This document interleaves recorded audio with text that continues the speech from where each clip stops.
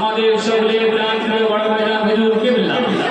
সরফরাজ শরীফ আহলে সুন্নাত ওয়াল জামাতের সদস্য বৃন্দ আমাদের মধ্যে এসে উপস্থিত হয়েছে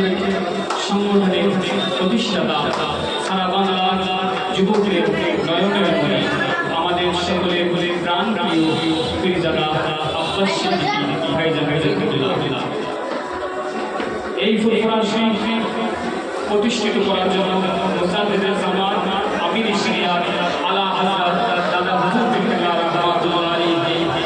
সারা বাংলা ঘুরে ঘুরে আত্ম পরিশ্রম করে ফুরফুরা শরীফ আজকে আমরা চিনি পেয়েছি সেই দাদা হুজুর কিবলা